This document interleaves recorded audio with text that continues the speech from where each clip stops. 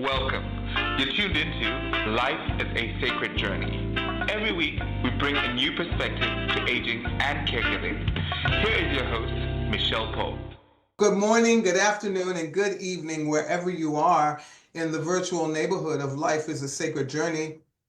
My name is Micheal Pope, and it is a privilege and honor to be here with you this morning. Hit the share button and make sure you like us, and let's get started. And I hope some of you who are used to joining us at 8 a.m. that something's happening to your phone right now, and that you know that we're starting at 9:30 this morning. So we will keep that 8 o'clock time, and we're just gonna, try some new things. We're even thinking about taking it to I'm thinking about, I haven't told Felicia this yet, but taking it to the evening just to see if we could get more people engaged and involved. Wow. So today is Friday the 13th. I wanted to look up what that whole thing is about before I get into my other ponderings of the day. Let's find out. I'm going to look at my phone here for a second. Friday the 13th is considered an unlucky day in Western superstition. It occurs when the 13th day of the month in the Gregorian calendar falls on a Friday. I'm trying to see why, which it happens at least once a year, but can occur up to 3 times in the same year. For example, 2015 had a Friday the 13th in February, March, and November, which will happen again in 2026. Leap years that begin on Sunday, such as 2012 and 2040, also have 3 Friday the 13th in January, April, July. 2017 through 2020 had 2 Friday the 13th, as did 2023, 2016, 2021, and 2022 had just 1 Friday the 13th, as well 2025, 2027, and 2028. So I just want to look up a fact here, why it's an unlucky. One source mentioned for the unlucky reputation of the number 13 is a Norse, Norse myth about 12 gods having a dinner party, and Valhalla. The trickster god Loki, who was not invited, arrived as the 13th guest and arranged for Hor, the god of darkness, to shoot Baldar, the god of joy and gladness, with a mistletoe-tipped arrow. Baldar died, triggering much suffering in the world, which caused the number 13 to be considered unlucky. And then there's some Christian associations. The superstition seems to relate to various things like the story of Jesus' Last Supper and crucifixion, in which there were 13 individuals present in the upper room on the 13th of Nisan, Maundy, Thursday, the night before his death on Good Friday. So it has all these, the Knights Templar, all of these. In the 19th century, people started to really get it out there and disseminate it. And it was T.W. Lawson's popular novel, The 13th, that contributed to the popular idea that Friday the 13th was a bad day.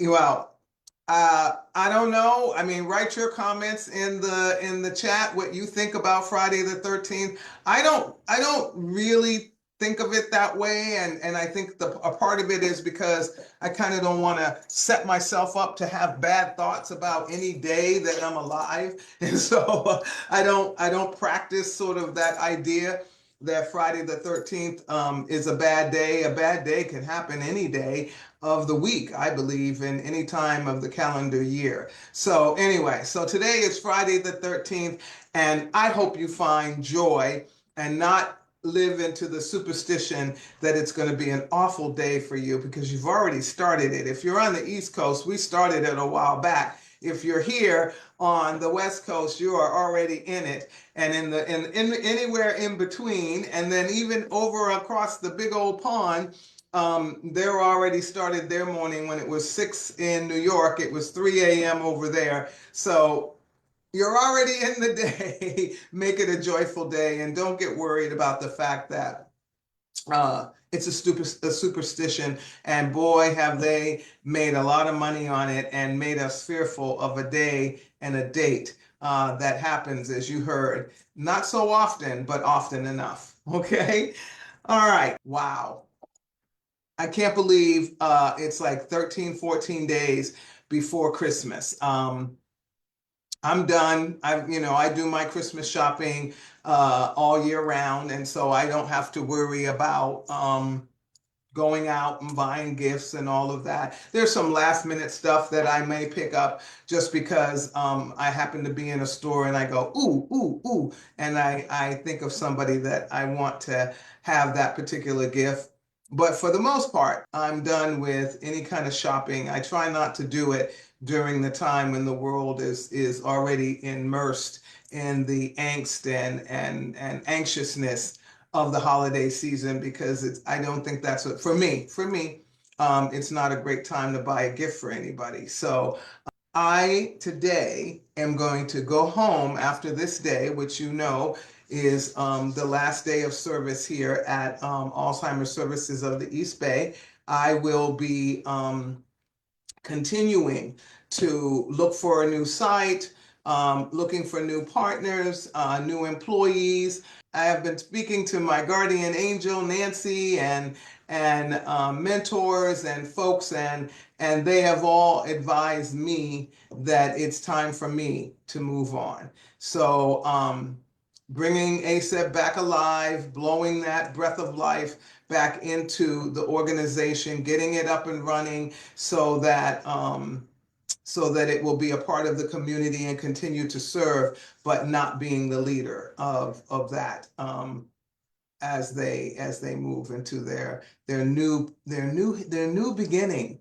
The new beginning and the revitalization and reimagining what dementia respite can look like in the community. So I'm excited about that, and I want to thank everybody who has been advising me and knowing that how I feel about this organization, but advising me about where I am in this period of my life. So I'm thankful. So I wanted today to talk about two topics. I'm going to talk about two topics um, that I've been thinking a lot about, and a part of it is because how I am. I'm always looking for something to think about. I think about a lot of things. I ponder a lot of things. And so one of the things that I've been pondering, because somebody said this to me the other day, they are watching the documentary that Michelle Obama has on Netflix about older people dating, having a really active date life, and finding love in that experience. And one of a good friend of mine said to me that she was too old to be in love and too old to date. And I've been pondering that, because I said, no, no, no, you're not. That's ageism. Don't take ageism on yourself. Everybody deserves to be loved. Everybody deserves to go out into the world and find somebody that is their other person. And, that was me. No, no, no, no. But I've been thinking about it. Like, what does that really mean? Like, being in a state of relationship with another human being, and with what I say, your other person, the other person that helps you to navigate and have fun, and they're there to hold your hand when you're having those moments and challenges of day-to-day living, traveling with somebody and having those experiences and creating memories with that individual. And why is it after we get a certain age, and maybe the person that was our other person passed away before us, we went through a divorce, and so there was no other person after the divorce, why is it that happens? And why is it that becomes the end for a lot of people? I don't know the answer to that, but I've been looking up some things yesterday when my granddaughter was napping. I looked up some of those things because I was curious, why does that happen? One is that the flexibility that I found was one of the major issues that people are tend to be, because not all, tend to be less flexible as they get older, and so they're not wanting to be in a relationship with someone where they have to do the work or they have to be flexible or they've got to accept some things that they thought, they gave those things up a while ago. And what I thought when I read that was in every relationship, you have to be flexible. I think we're all like these trees that, recently it was windy here in California and some of the branches broke, but many of them just are in a different shape now because they got bent so much by the pressure of the wind, but they're still hanging on to that tree, even though they look different now. Because there's one at my house where the branch is just leaning. This weekend, I'm going to wrap a rope around it so that it starts to grow back together in a different way. But yeah, why do we think that? Why do we think that, any person that comes into our lives is not going to require a little give and take? And that as we get older, is it true that we don't want to change ourselves? And I think I don't understand that paradigm because I believe in change. I'm living in a time of change right now. At first it was scary. At first it was something that I didn't want and I didn't want to participate in. And now, again, because I have a lot of advisors and I have a guardian angel and my son and my daughter and even my grandchild and just her existence have made me look at it very, very differently. So I'm going to watch the documentary this weekend. So down the road, you're going to hear a little bit more about it. But I think what they're saying is you can't stop living. It doesn't mean that you're going to be, maybe it is for some people. You're going to go to the dating sites and you're going to date people and you're going to have these wonderful experiences within a safe, as our folks that came on many times now to Life is a Sacred Journey about safety when you're dating and when you're opening up your life and your stuff to strangers. That's why there's certain things on Life is a Sacred Journey you will never hear me say and that you will never see because there's a safety bubble that you have to put around yourself and your family so that you don't experience people doing things to you, that you don't want. We late early on in this podcast adventure odyssey with Felicia, we got rid of some of the folks that were the naysayers and the people who only had negative and cruel things to say about our guest or me or the whole platform. It wasn't that we were mean to them. We just thanked them for coming and just invited them to not come again. And then we blocked them. You've got to find a space in your life that you don't take in. That's what I was feeling, not taking in that drama of a total stranger who doesn't even know me that had the feeling that they could say something negative. So you want to protect yourself when you're doing the date sites. You want to make sure that you're not opening yourself up. And I did look up some tips from the web as well as the book that I can't remember their names now, but they were on Life is a Sacred Journey. Maybe we'll have them back to talk about dating as you're older. One was meet the person at the restaurant, at the event. Don't give away your address so freely that they now know where you live. It's okay down the line, possibly, because you may feel, creepy critters and from that person, and then you're gonna disappear and just say this is not working, and that way you get an opportunity to feel safe.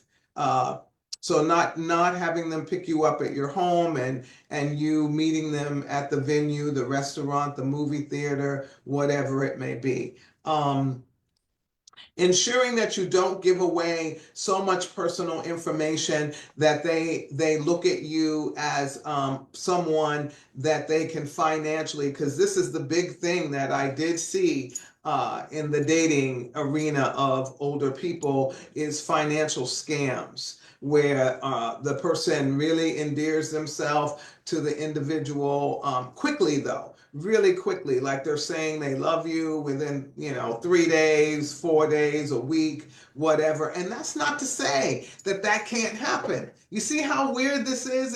That could happen where hey, you look at somebody and you go, that's my person. I'm not going to do that's it. I'm done. That's my person. But you have to be careful with all of that, and have some sort of self-monitorization around your ability to see things more from a broader perspective, and not just through this wonderful organ, this emotion of love and heart, and also the desire to be with somebody, to have somebody in your life. We all have that. That's something,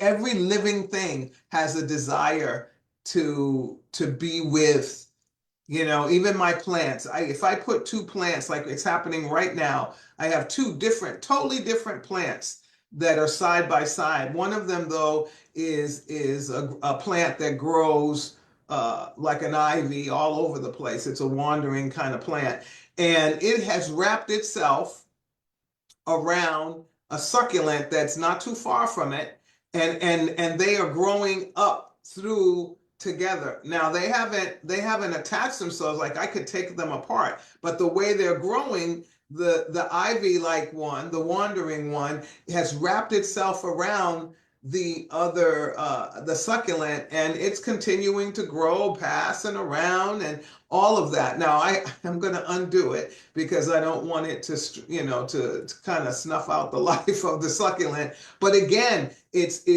anything, we love the connection.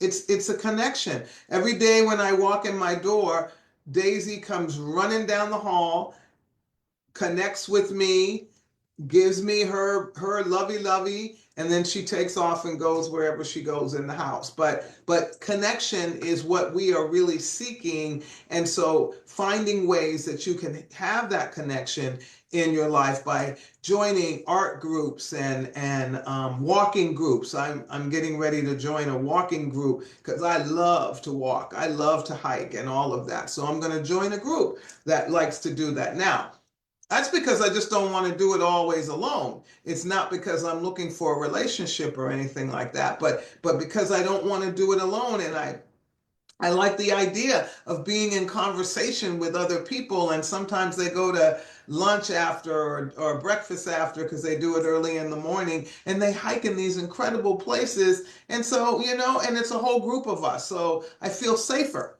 with a whole group of people doing that activity. So connection doesn't stop just because you've become an older individual. Ageism is such a crazy thing. It lives in everything. It lives in our language. It lives in our philosophies. It lives in our culture. It lives in it in such a way that you even find yourself, because I've done this as I've gotten older, to say when something goes wrong, I'm like, oh my gosh, I wonder if it's because I'm this, my first thought. And it's like, come on, Michelle, stop. It's not that, it's this. You know what I mean? Give yourself time to experience something else other than it being about your age. And if you are experiencing memory problems or physical problems or any of those kinds of things, then that's when you go to the doctor and you figure it out. You figure out what's happening to you, but don't sit there and just live in fear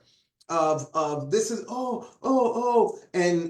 and you think it's just because of your age, because younger people get sick too, and it's, disease is not just the older people get diseases. And yes, there are certain age related diseases that Alzheimer's is one of them, and we know that. but we can't live in the fear of all of those things. I mean, trust me, I've had insomnia for the last, I guess, couple of weeks now. And boy, I'm telling you, I'm sitting in the room going, okay, how many times have you had insomnia? And da da da da da, because insomnia is one of the precursor things that they look at with somebody diagnosed with, or down the road, like in their 80s, being diagnosed with Alzheimer's or some other form of dementia. That's not it. What it is that I have had, and I can't even tell you how much I've had on my mind, and I'm a thinker. I'm a deep, methodical thinker. And so when I did my sleep study a couple of weeks ago, that's what the doctor said. They can see the pattern. They put these things all over your head, dippity doo, and you go to sleep. And then what they do is it shows all of the blips in, when you wake up, when you're in deep sleep, all of that. And what happens for me is that I dream a lot too. That's the other thing. I dream, and you can see where I'm starting. I go to sleep, and I start to go into that wonderful phase of deep sleep, and I'm in deep sleep probably for a good 3 hours, 4 hours, and then you can see my brain start getting active, and then all of a sudden, I'm awake again. So I have to learn. I've done things, I think I told you this before, like there's no television in my bedroom. I have a place where my room gets really, really dark, so that there's no light coming in. Things like that, things that make it so that when I go to bed, I'm actually experiencing a place. I forgot to mute my phone. A place where I'm asleep. I'm asleep. So, think about all those things before you start going to the doom and gloom. And we've been taught to think in that way. And that's not a good thing. It's not good for us. And I don't even see the button on there anyway. It's not good for us because it puts us in a space where we start questioning our abilities and questioning ourselves. So, dating, watch the documentary. I'm going to watch it, and it sounds like it's really cool. They've got these great couples and people who are just living the single life and as older individuals and living it fabulously. So let's watch that together and see people having joy and having experiences of intimacy. And intimacy doesn't always mean sex. Intimacy means intimacy, sharing your thoughts, holding your hand, holding someone's hand, sitting in a room quietly with somebody, reading, going on hikes. I mean, intimacy. We've turned intimacy into this thing where everybody's constantly taking off their clothes and having sex, and we think that's what it is, and that's not intimacy. That's not intimacy. So, looking at that, looking at being safe when you go out into the world, and if you're going to be using dating sites and things of that nature, make sure you keep yourself safe, your finances safe, your geography safe. I would even beg to differ that you meet somebody not even in your neighborhood, that that you, wherever you go, that it's not near where you live, so that they can't even run across you, if just in case it doesn't work out, because some things don't work out. You meet somebody online and you're anxious and you're ready, and then all of a sudden you meet them in person and you're kind of like, this is not quite what I thought it was going to be. I've never done the online dating, so I don't really know much about it. So if you're a person out there that has and found yourself successful in doing so, I'd love to talk to you. If you're willing to talk offline, that's cool. If you're willing to talk online, that's cool too. But it would be great to know, like, as an older person, how those sites are set up. I know I see some, they pop up every once in a while in my Facebook feed where it says over 50 dating, dippity doo dah, and it's just not my thing. I prefer, and the other reason is it's okay to have a full life without being tethered to anyone. I mean, but you have to have a full life, because if we're talking about longevity, remember we did a show on longevity, and it did talk about people who are engaged in the world, have a lot of socialization in their lives, actually live longer, have better emotional intelligence, all of those things. So putting all that together in a formula of how do I live my best life. My guardian angel Nancy is one of those people that I vicariously live. She, when she after she retired, she just became this person that's like out there living it, doing it, making plans always for the future, making plans for me, which I love. And now my daughter's doing that. Like, okay, mom, let's go do this. Let's go there. Let's go to Vancouver. Let's go to Calgary to visit Felicia. And it's just all of these things, getting out in the world and experiencing. Reading for me is one of those great, wonderful things. But how I like to do it is get a really good book, go take a ride I'm a water person. I love the ocean.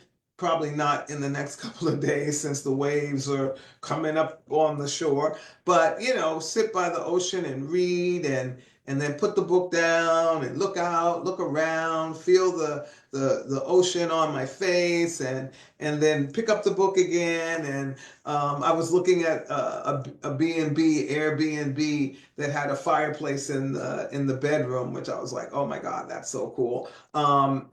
Just getting out of my element. And you can do all of those things on a shoestring budget if you plan. You just have to be a planner. That's the one thing that I have learned, that planning your escapes, planning your adventures into the world, it's just so, so important.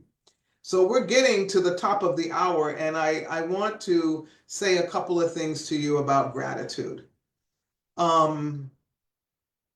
Experiencing gratitude for your life, and no matter what it is, no matter how because it can be bad. It can suck the wazoo. You can have moments where it is the worst moment in your life. It's the worst time in your life, and you couldn't imagine how you even got there, right? It just is. That's just it. And if you get to live long enough, you lose friends, you lose family members, you lose pets. It seems like every day you're hearing about another loss. This week I wrote in my Facebook about Nikki Giovanni, who became a part of my life when I was 18 years old.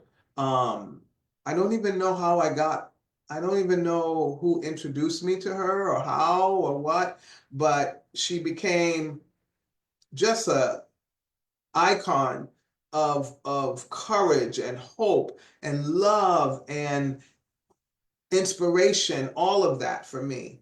And I thought about her. Um, Again, I wrote, I was looking for all my books because I have every single last one of her books, right? Every time I give one away, I go back and buy another one because I just feel like I got to have her books in my life. And I gave it to my daughter to share with her class, who never even heard about Nikki Giovanni, and the English teacher didn't even know about Nikki Giovanni, which I was just like, come on, man, you got to know a little something, something, when you're teaching these little people. It can't just be about one culture. It has to be about the world and the world around you. So Jade went into that classroom with a Nikki Giovanni poem on her heart and shared the book and all of that. And so these little middle schoolers got an experience that they never would have gotten. And Nikki Giovanni, for me, was a person who knew how to experience life with a grateful heart. She spoke about gratitude. She spoke about courage. She spoke about putting one foot in front of the other. And she also spoke about aging. She was 81, I think it is, when she passed away on Wednesday night, and left her dear wife behind. Um, but this is the thing. She lived her life to the fullest. She lived her life to the fullest, and she lived into her purpose. And I believe that we must be grateful for every day. And as I read to you a couple of weeks ago, if you're still here, that means your purpose, you still haven't achieved it 100%. So you still have something to look forward to. You still have something to grasp onto. There's still more life to live. And that's how I'm feeling now, that there's more life to live. There's more people to meet, more experiences to have. Yeah, all of that.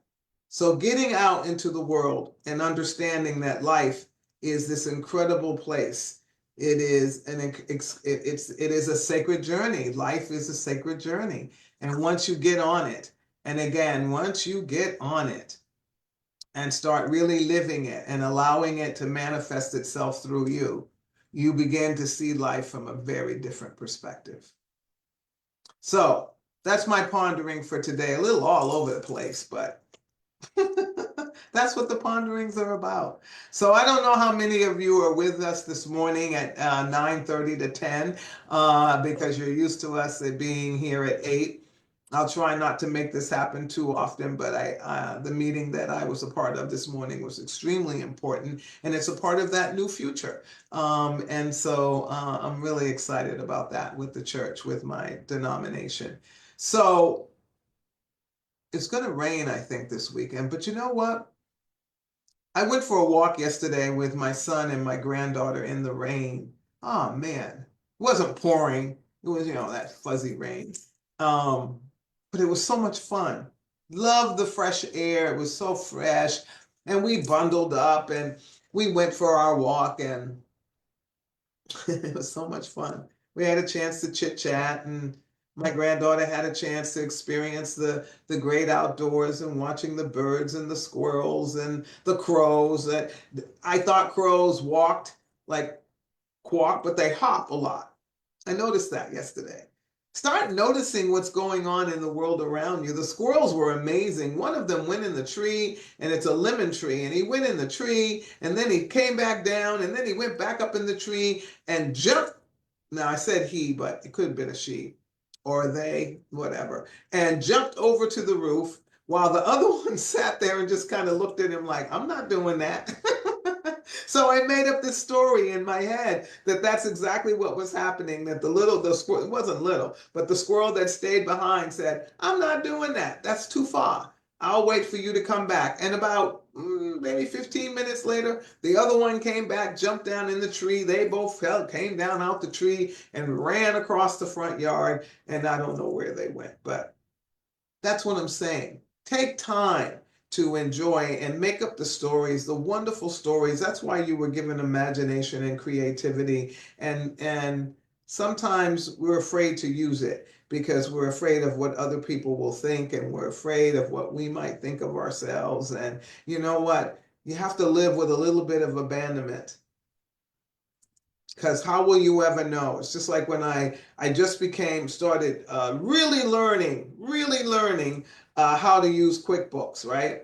Because I've had accounting people and they've helped me, and wonderful accounting people. But I was like, okay, I'm going to learn how to use QuickBooks. Well, guess what? On YouTube, there's so many people that teach about QuickBooks, and I'm learning. Because I have the ability to learn, and until I don't, I'm going to keep learning. So until you don't have the ability to learn, keep learning. Keep reaching for things that are incredibly wonderful and learn about them, because then you have something else under your belt and you can say, I know how to do that, oh, I can help with that, because then once you know something, you can go and volunteer, you can get a part-time job, you can do all the things that you want to do. So don't let this thing, ageism, hurt you and stop you from doing the things that you want to do, because it's an incredible world and it has its bad points, but it's kind of cool, and I'd rather be here than anything else. So I'm going to leave you with this, and this is a paraphrase.